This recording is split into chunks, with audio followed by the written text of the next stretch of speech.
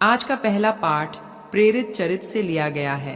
अध्याय 3, वचन संख्या है 13, 15, 17 से 19 तक। इब्राहिम, इसहाक और याकूब के ईश्वर ने, हमारे पूर्वजों के ईश्वर ने अपने सेवक ईसा को महिमान्वित किया है। आप लोगों ने उन्हें पिलातुस के हवाले कर दिया, और जब पिलातुस उन्हें छोड़ देने का निर्णय कर चुका था तो आप लोगों ने उन्हें अस्वीकार किया। आप लोगों ने संत तथा धर्मात्मा को अस्वीकार कर हत्यारे की रिहाई की मांग की। जीवन के अधिपति को आप लोगों ने मार डाला, किंतु ईश्वर ने उन्हें मृतकों में से जिलाया। हम इस बात के साक्षी हैं। भाइयों, मैं जानता हूँ कि आप लोग और आपके शासक भी ये नहीं जानते थे कि वे क्या कर रहे हैं। ईश्वर ने इस प्रकार अपना वह कथन पूरा किया जिसके अनुसार उसके मसीह को दुख भोगना था, और जिसे उसने सब नबियों के मुख से घोषित किया था, आप लोग पश्चाताप करें और ईश्वर के पास लौट आएं, जिससे आपके पाप मिट जाएं। यह प्रभु की वाणी है। आज का दूसरा पाठ यूहन्ना के पत्र से लिया गया है।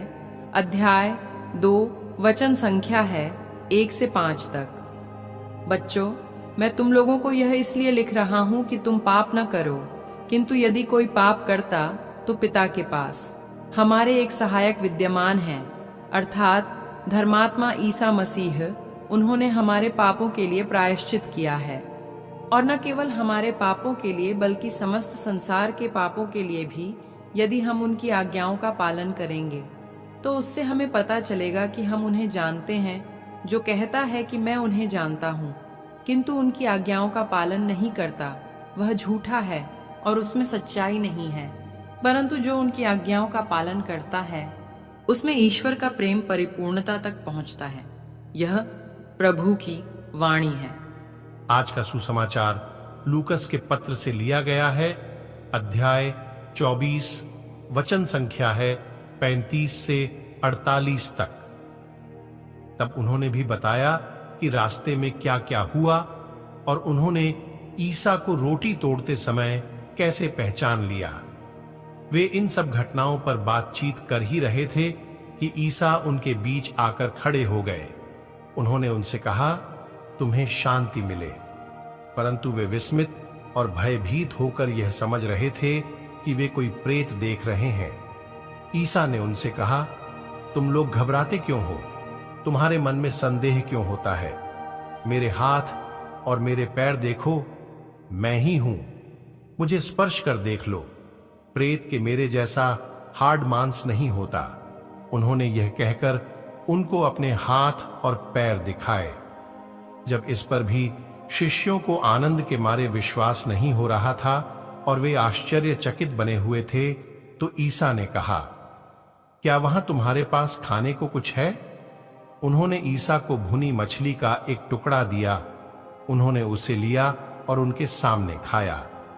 ईसा ने उनसे कहा, मैंने तुम्हारे साथ रहते समय तुम लोगों से कहा था कि जो कुछ मूसा की संहिता में और नबियों में तथा भजनों में मेरे विषय में लिखा है, सबका पूरा हो जाना आवश्यक है।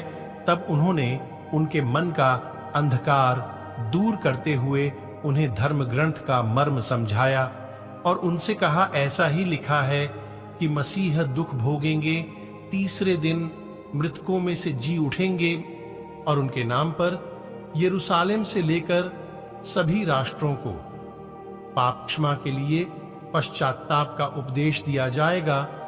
तुम इन बातों के साक्षी हो। यह प्रभु का पवित्र सुसमाचार है। मनन चिंतन। मेरे प्यारे विश्वासी भाई बहनों, आइए हम वचन पर मनन चिंतन करें। जैसे कि प्रभु यीशु का दुख भोग एवं मृत्यु ऐतिहासिक सत्य था, शिष्यों ने यह स्वयं देखा था, तथा कुछ एक तो उनके दफन के समय भी मौजूद थे। इस प्रकार वे निश्चित तौर पर जानते थे कि यीशु मर चुके थे। वे इन घटनाओं के कारण बेहद उदास थे। यीशु की उनके दुख भोग तथा मृत्यु की भविष्यवाणी के बावजूद भी वे यही सोच रहे थे, ऐसा कुछ नहीं होगा, तथा अंत में यीशु नाटकीय ढंग से राजनैतिक उलटफेर करेंगे। किंतु क्रूस मरण ने उनकी सारी उम्मीदें छीन ली थीं।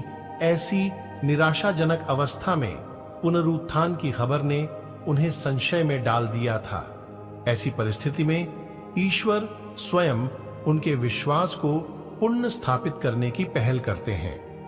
यीशु पहले 2 शिष्यों से एम्माउस के मार्ग में मिले थे तथा अब वे एक बंद कमरे में उन्हें दर्शन देते हैं। यीशु अपने शिष्यों को आश्वासन देने के लिए तत्पर थे कि वे भूत प्रेत नहीं वरन एक नई अवस्था में वही यीशु है जिन्हें वे जानते थे।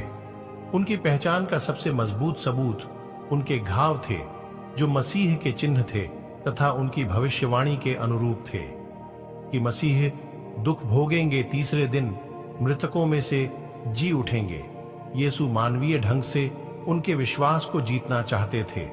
वे अपने घावों को दिखाते तथा उनका स्पर्श करने का निमंत्रण देकर बताना चाहते हैं कि वे सचमुच के हैं। वे उनके सामने खाते हैं, फिर उन्हें समझाते हैं कि जो कुछ भी उनके साथ हुआ वह धर्म ग्रंथ के अनुसार हुआ।